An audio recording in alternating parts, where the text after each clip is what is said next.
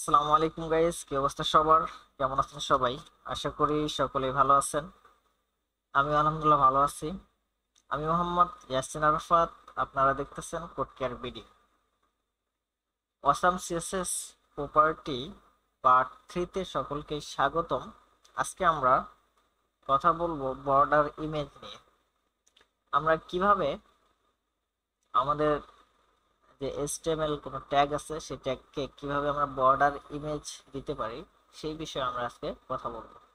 তো চলুন দেরি না করে শুরু করা যাক। শুরুতেই বলে নেওয়া যাক যে বর্ডার ইমেজের মাধ্যমে আমরা কিন্তু অনেক সুন্দর সুন্দর বর্ডার তৈরি করতে পারি, অনেক সুন্দর ডিজাইন করতে পারি কোনো একটা ডিভের বা কোনো একটা ট্যাগের। তো চলুন এটা কিভাবে করতে পারি। তো এর জন্য আমি এখানে সর্বপ্রথম একটা কাজ করি, সেটা হচ্ছে এখানে একটা ডিভ নেই।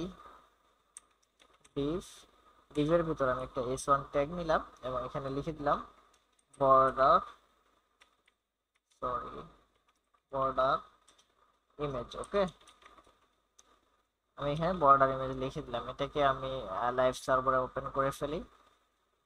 এখানে দেখতে পাচ্ছেন বর্ডার ইমেজ টেক্সটটা চলে এসছে।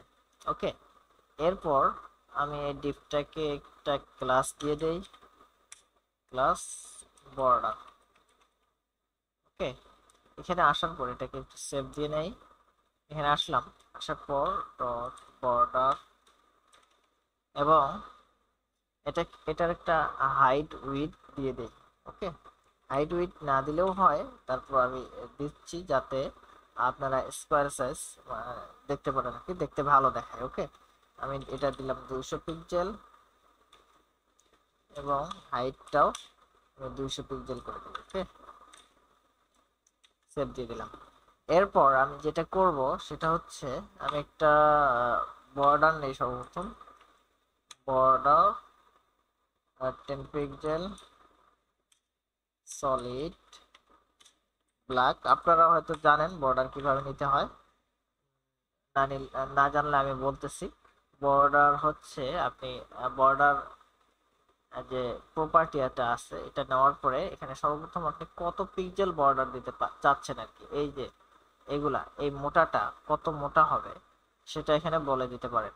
এরপর এটা কিরকম হবে, সলিড নাকি ডটেড নাকি অন্য কোনো ধরনের হবে আর কি, সেটা আপনি এখানে বলে দিতে পারেন। আপনি যদি এখানে এটা উঠায় দেন, তাহলে এখানে যদি ডটেড দেন, ডটেড দেখেন এটা ডট হয়ে গেছে। এরপর যদি আপনি ডাবল দেন, ডাবল যদি এখানে দেন তাহলে দেখবেন ডাবল বর্ডার হয়ে গেছে। ওকে, তো এখানে আমরা সলিড দিয়ে দেই, সলিড দিলাম। দেওয়ার পর এখানে একটা কাজ করে নেই, টেক্সট অ্যালাইন সেন্টার করে দেই যাতে মাঝখানে চলে যায়। ওকে, এরপর এখানে বর্ডার আমরা 10 পিক্সেল সলিড দিয়ে দিলাম। এরপর আমরা বর্ডার ইমেজ যে প্রপার্টি আছে সেটা ইউজ করার জন্য আমরা সেখানে সর্বপ্রথম এখানে লিখব বর্ডার ইমেজ। ওকে, বর্ডার ইমেজ দেওয়ার পর আমরা এখানে লিখব ইউআরএল। সর্বপ্রথম আমরা ইমেজটাকে ধরাই দিব। ওকে, ইমেজটাকে ধরাই দেওয়ার জন্য আমরা এখানে বর্ডার ডট পিএনজি আমি একটা ইমেজ নিয়ে রাখছি এখানে। যদি আমি দেখাই, দেখেন এই ইমেজটা আমি এখানে নিয়ে রাখছি। ওকে, এটা আমি W3 স্কুল থেকে নিছি, আপনারাও নিতে পারেন, সেখান থেকে নিয়ে প্র্যাকটিস করতে পারেন। বর্ডারের জন্য সাধারণত এই সমস্ত এই ধরনের ইমেজগুলো ভালো হয় আর কি। আপনারা যদি বর্ডার ইমেজ ব্যবহার করেন তাহলে আপনারা ইমেজগুলোকে এরকম ভাবে বানায় নেবেন। ওকে, এরপর আপনারা সেই ইমেজকে ব্যবহার করবেন, বা গুগল থেকে বা ফ্রিপিক থেকেও আপনারা এই ধরনের ইমেজ ডাউনলোড করে নিতে পারেন অন্যান্য ডিজাইনের। এরপর এখানে দেখেন বর্ডার ইমেজ আমি যখনই দিচ্ছি বর্ডার ইমেজটা চলে আসছে, কিন্তু এখানে এখানে যদি আপনি এই বর্ডারটা না দেন তাহলে কিন্তু আসবে না। এটাকে যদি আপনি উঠাই দেন, সেভ দেন, তাহলে দেখেন এটা কিন্তু চলে গেছে। ওকে, আপনাকে সর্বপ্রথম বর্ডার দিতে হবে, কত পিক্সেল দিবেন। এখন যদি আপনি রিলোড দেন, দেখেন এটা 10 পিক্সেল করে চলে আসছে। এখানে যদি আপনি বাড়ায় দেন, 20 পিক্সেল দেন, তাহলে দেখেন এটা কিন্তু 20 পিক্সেল হয়ে গেছে। অর্থাৎ এর যে মোটাটা, এই মোটাটা 20 পিক্সেল হয়ে গেছে, আরো যদি বাড়ায় দেন আরো বড় হয়ে গেছে। আমি এখানে 10 পিক্সেল দিলাম। আর এখানে আপনারা ব্ল্যাক না রেখে এটাকে ট্রান্সপারেন্ট করে দিবেন, তাহলে ব্যাপারটা ভালো হবে আর কি। ট্রান্সপারেন্ট করে দিলে এর কোনো ঝামেলাই থাকলো না আর কি। তো এরপর আমরা এখানে কি করছি, বর্ডার ইমেজ ইউআরএল দিয়ে ইমেজটাকে ধরাই দিয়েছি। এখানে আরো দুইটা ভ্যালু পাবেন, সেই দুইটার মধ্যে প্রথমটা হচ্ছে সলিড বা রাউন্ডেড ব্যবহার করতে পারেন প্রথমটার মধ্যে। ওকে, আমি যদি এখানে রাউন্ডেড বা স্ট্রেচ ব্যবহার করতে পারেন, আমি এখানে রাউন্ডেড দিলাম সর্বপ্রথম। দেওয়ার পর যদি এখন সেভ দেই, দেখেন কোনো প্রকার চেঞ্জ হচ্ছে না। তো চেঞ্জ করার জন্য এটাকে কি করা লাগবে, এটাকে আপনি এখানে যেটা করবেন সেটা হচ্ছে এটার একটা পার্সেন্টেজ দিয়ে দিবেন। আমি এখানে দিলাম 10%। ওকে, দিলাম। দেখেন এর যে ডিজাইনটা এটা চেঞ্জ হয়ে গেল। এখানে বাই ডিফল্ট মূলত 100% থাকে, এটা আপনি মানে যখন 10% দিলেন তখন এর ডিজাইনটা চেঞ্জ হয়ে গেল। তো আপনি এরকম ভাবে আরো চেঞ্জ করে করে দেখতে পারেন। আমি যদি 20% দিই, দেখেন এরকম এখন কিন্তু আলাদা একটা ডিজাইন চলে আসছে। এরপর আমি যদি 30 দেই, তারপর আবার আরেকটা ডিজাইন চলে আসছে। তো এরকম ভাবে আপনারা চেঞ্জ করে করে দেখতে পারেন কোনটা বেশি ভালো দেখায়। দেখেন এটা কিন্তু একটা সুন্দর ডিজাইন চলে আসছে, লুক চলে আসছে। এখানে আপনারা যেটা করতে পারেন, ইন্সপেক্ট করতে পারেন, করে এখানে যে পার্সেন্টেজটা আছে যে এটাকে আপনারা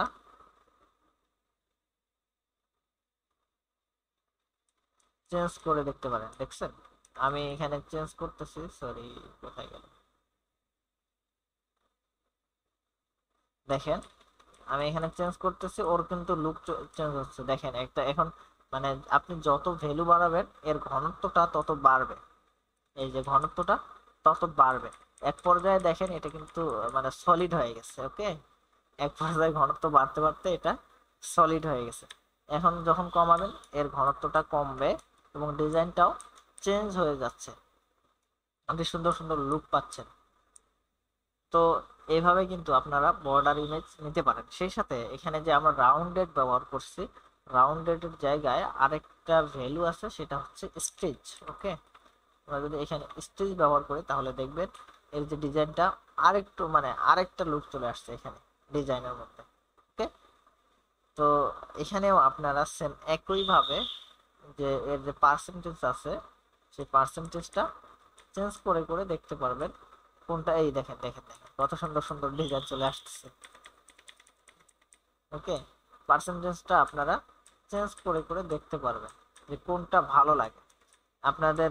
যেটা ভালো লাগবে ইমেজ অনুযায়ী পার্সেন্টেজ দিবেন আপনারা, সেই অনুযায়ী মানে কোনটা লুক ভালো আসে সেই অনুযায়ী আপনারা পার্সেন্টেজ দিবেন, তখন ভালো দেখাবে আর কি।